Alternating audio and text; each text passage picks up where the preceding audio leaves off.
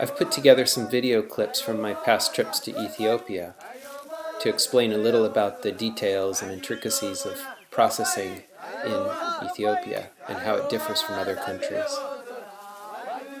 This footage is from Shakiso, but the pickers are actually from Sidama. They're brought in because there's a labor shortage. A lot of the locals are gold miners. The singing was pretty much for show for the group of visitors. Ethiopia, they not only produce a lot of coffee, and it's the birthplace of coffee, but they roast and drink a lot of coffee themselves in the traditional ceremony. When we say traditional and ceremony, you think it's rare, but this is actually, for many people, a daily occurrence. I'm going to make some comments about the natural coffees, and then we'll look at the wet processing after.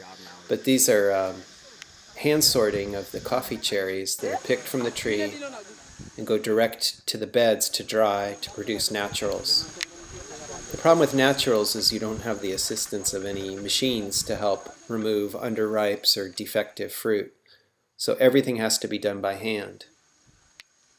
In a sense, the fact that hand labor is cheap in Ethiopia is something that we all benefit from. Not everywhere can afford to produce naturals.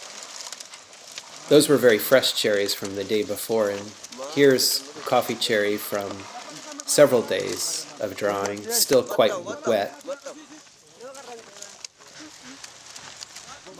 It's important to keep a very thin layer of fruit on the bed and to rotate it.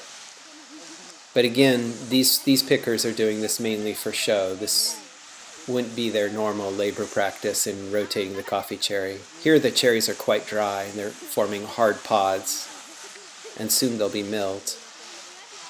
Naturals are always milled in the local area before they're brought to Addis for export. Now this is the beginning of a wet process where they're doing some pre-sorting and cleaning of the coffee cherries that come in. And the underripes are going to be removed mechanically, more or less. This kind of pre-screening is a little bit rare in Ethiopia. This is a rather technified wet processing mill. This is the pulper, and this is called the kriba, which is a Latin American term for this drum, where the underripe coffee cherry cannot pass through the space within the metal bars and will stay in the interior to be separated. The pulped coffee is washed through to go to the fermentation tank. Pulped means the skin has been removed. And the skins of the coffee fruit are washed out separately. These are returned to the trees in the form of compost.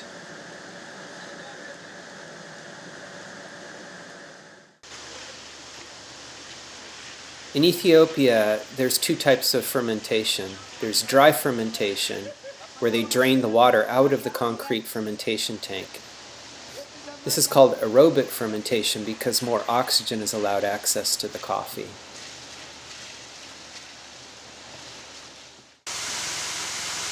But in some areas, coffee is fermented underwater, like the top of this fermentation tank.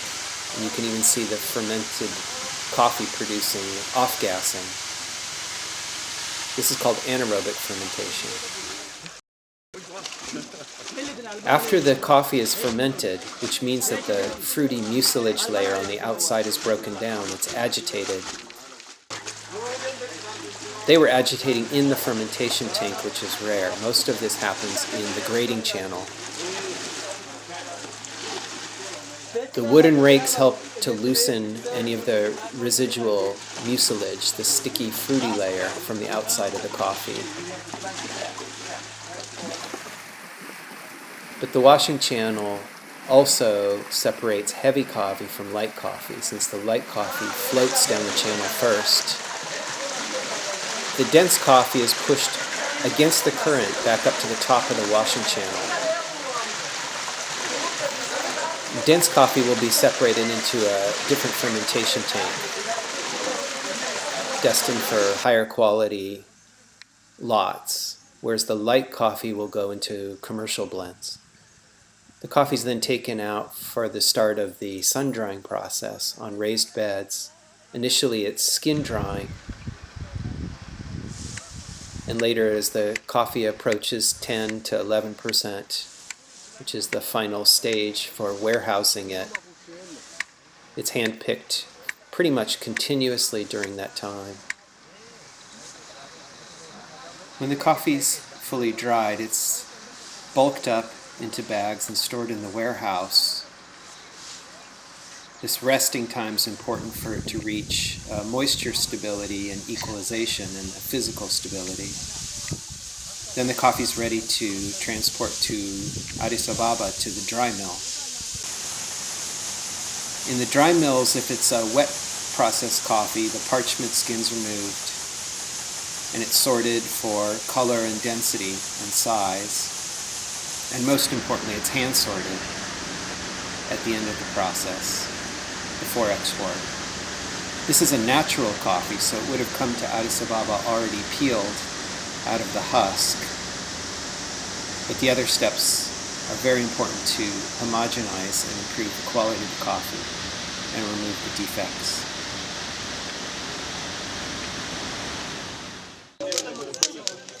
Then it's ready for roasting.